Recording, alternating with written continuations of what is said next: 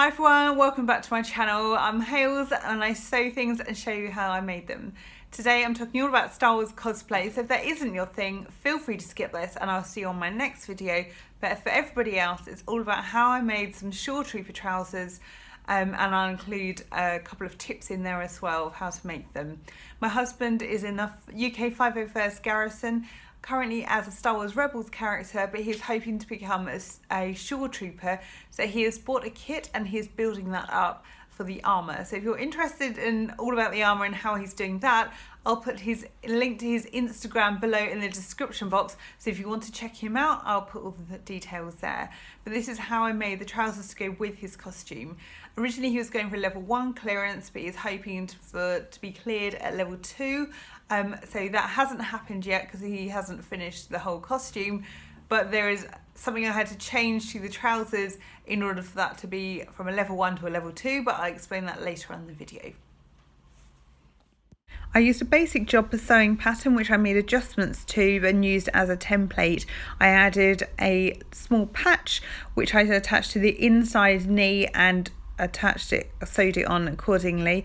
As it was a cotton drill fabric that I used for these trousers, it frayed, so I ran it through my overlocker on the inside seams. I also added and inserted a centre front zip, and then added a waistband with an overlap and then attached it using a snap and a hook and eye. I added interfacing to the lower legs where the eyelets were going to go and stitched up, over and down to create 2 panels. Each lower leg part has 10 eyelets on each strip, and the top and the bottom eyelets are closer together according to a screen accurate photo I was going off. The final trousers have been laced up and they needed at least 2 meters for the laces on these, and they have been weathered in just using talcum powder. They have also been sprayed with starch to hold their shape, and from a level 1 to a level 2 I had top stitched either side of the side seam, but I had to unpick one layer of this so that the side seam sticks out more and it only has one line of stitching. If you'd like to know which sewing pattern I use as a template for the Jodhpurs, I'll put the details below. That pattern doesn't have a zip fastener, so I had to eliminate the buttons from the side and added the zip in the middle. I hadn't done this ever before to a pair of trousers, so I hopped over to Professor Pincushion's YouTube channel where she has a really clear instructional video on how to do that. So I will put those details down below as well. The only thing to note is that if you are making Shoretrooper trousers, then you need the zip on the opposite side to what she shows you.